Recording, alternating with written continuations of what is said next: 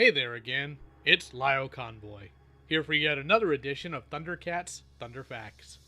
Due to the backlash from the newly announced show, the videos I've made of which discussing it bringing most of you here, has brought out one specific saying that I've seen echoed constantly on Twitter, in an attempt to both insult the original show and downplay the outrage of the new one. The original show was just made to sell toys anyways, or some variation thereof. So here's a question we're going to be answering today. Was the original ThunderCats cartoon made to just sell toys, or the variant, were merchandise sales the main push for the show's creations? Well, the short answer is no. However, you should know by now that I like to go much more in depth than that. So I'm going to give you reasons why it wasn't, coming from both the staff of the original show and evidence based on the writing of the show alongside the toy line production. So, as Moltar would say, sit back and relax. It's ThunderCat time. I can feel dark powers. The eye of Thundera. It is your destiny that you hold in your hand. Bring it to me! ThunderCats!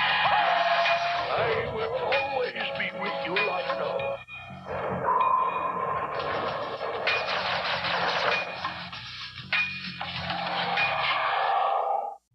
let's dive into the show staff first. As mentioned in other videos, the absolute best source for ThunderCats information is the book, Hear the Roar. While the book itself is currently out of print, the PDF file can be bought from Amazon for $7 or so. There are Kindle apps that are free, by the way, for anything you want to read on it. In this book, the relationship between the show and the toys was defined as such. Rankenboss was happy to maximize the licensing potential of their property, and the ThunderCats licensee, LJN Toys, became a hugely influential player in its development, although the show would never be compromised by being directed solely by market forces.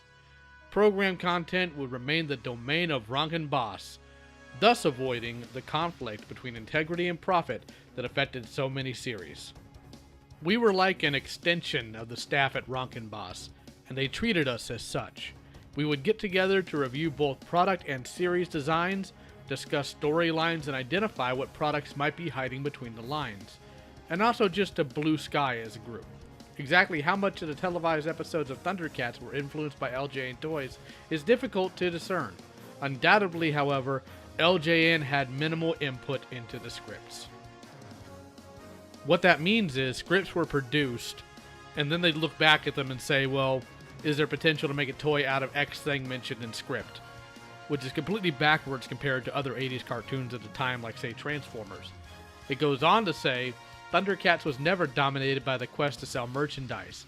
Perhaps the most significant role the toy makers played in the show's evolution was a series of suggestions made in response to early drawings by character designer Mike Jermicane. See Chapter 7, blah blah blah. Having reviewed these drawings, LJN collaborated with Rankenboss to tweak the designs, and notably those of the characters' accessories, to make them more suitable to market. In most instances, though, throughout the duration of their license, LJN's role would be advisory. It also goes more in depth on how some of these toys were developed. It says, a typical way to come up with toy concepts was to use outside inventors. An outside guy would come in unsolicited with a cool mechanism. If we liked it, we would license the idea for royalty and adapt it for the ThunderCats stories and submit the design to be written into the series. Tungosaurus and Fist Pounder were in that group. Now, this is a very rare thing when it comes to ThunderCats. Very rarely were things written out in story to push a toy or to even conceptualize it. Generally, it seems, based on what we're getting here, is that if they thought the concept was really neat, they would work it in. This is completely contrast to most merchandising in the 80s.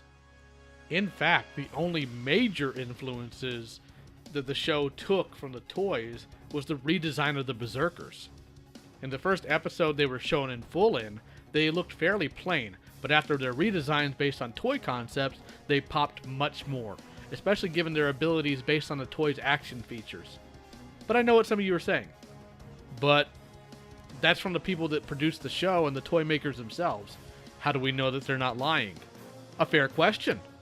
Not being one to accept the argument from authority fallacy, I decided to dig a bit deeper into this too.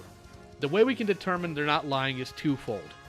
Firstly, most 80s cartoon makers that worked on toy-centric shows tend to be very open about this. One look at The Toys That Made Us' series would show that.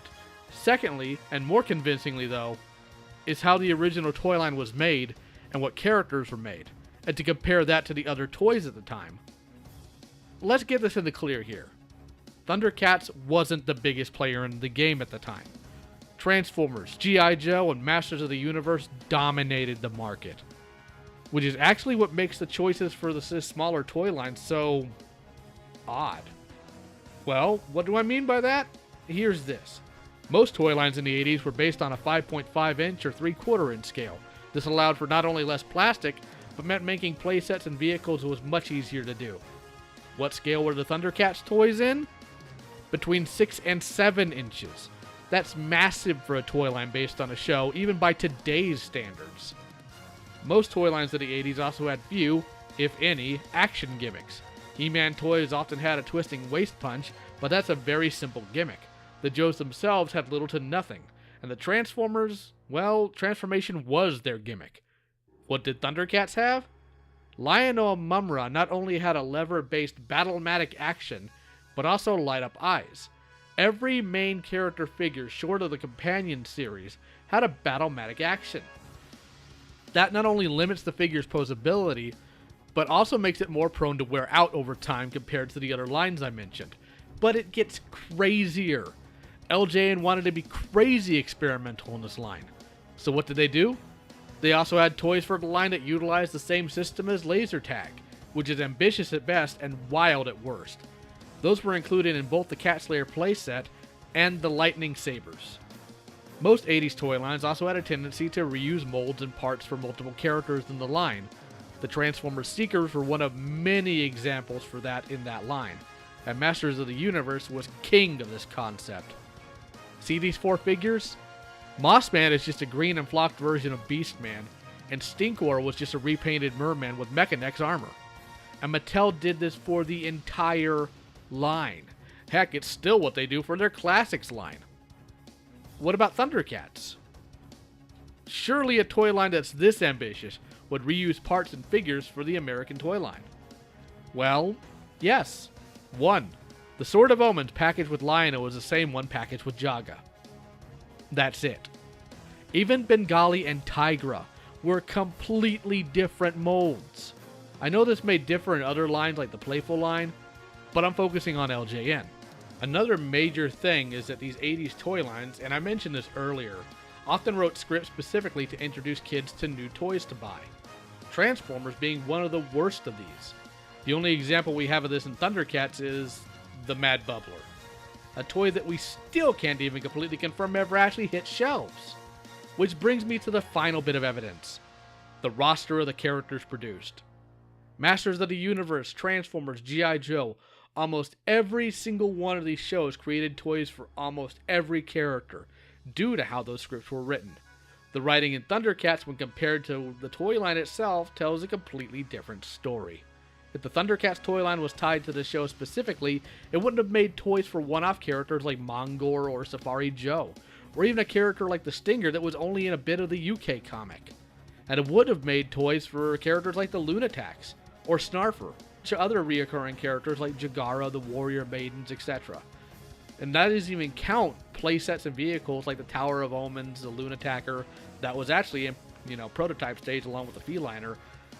None of that. Instead, the Lunatacs only had 2 of the 6-person team even in the prototype stage, and the characters were written completely out of the story along with the mutants in the 2nd season. Were the show written to be like other 80s shows, the writing, toy production, and output would have been completely different. ThunderCats, at its core, was designed to be a show that taught moral values with world building, characters, and lore at the forefront. You can tell this by how it is written, all the behind-the-scenes information, and by measuring it out compared to everything else at the time. And while others may deride it as goofy, or not aging well, or, here's the best one, having bad animation, they usually do so out of ignorance in order to parrot something they've already heard from somebody else. And if not, it's usually with the intent to malign. but the best way to deal with that is using facts. So, feel free to share this video to show those facts. Now, in stating all this, I'm not saying the other toy lines I mentioned were somehow magically soulless or devoid of creativity. They absolutely had it. If you look at any of those shows, they have a wellspring of that. Transformers, in my opinion, did the best in the third season when they had more creative liberty to do so without pushing a brand new toy every single script. That's why it was one of the most fun seasons to me. G.I. Joe was, well, it's always lent itself to a bunch of characters because it's, military based. And He-Man, same concept. A lot of really high fantasy stuff thrown in there. Them being based on toy lines doesn't devalue what they are. Just wanted to make sure that was very clear because I love every property I just mentioned here. So thank you for your time. Stick around for a contest announcement. Thunder, thunder, thunder, thunder. Introducing the evil mutant warriors. Ratero, Vulture-Man, Groom the Destroyer. Battle against Lion-O and the new ThunderCat allies. Hatchet-Man, Snowman, Tusker Warrior. The battle is on for the Sword of Omen. Thunder, thunder, thunder, thunder. Figures and vehicles each sold separately from LJN. First of all, I'd like to thank Avis for supporting me on Patreon. She makes it a little bit easier to do these videos. If you would like to also support me, the link's in the description. Now that the video's actual content is out of the way, I wanted to make an announcement. I'm almost at 1,000 subs, which is exciting. To celebrate this, I'm announcing a contest. Whoever is the 1,000th subber will win an entire wave of the Loyal Subjects ThunderCats commons. That's a total of 6 figures and a $90 retail value. The boxes and baggies themselves will have been opened to assure they're the correct characters, but you'll get everything they come with. All you have to do to win is to be the 1,000th subscriber and message me a screen cap to prove it on either the ThunderCast Facebook page or at me on Twitter. Also, I plan on doing an art stream this Friday evening. This is partially for fun, but also because I'm going to raise some money. You see, I want to attend Bluth University in September, but I don't have the funds offhand.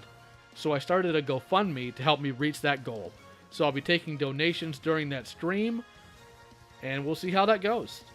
This is a huge opportunity for me to learn under a literal animation legend, and if you're wondering who Bluth is and you can't figure it out off the top of your head, he's the same guy who produced things like An American Tail, All Dogs Go to Heaven, and Land Before Time. So learning under a literal legend is an opportunity I really don't want to pass up, so any help is appreciated. Thank you, and I'll see you all on Friday.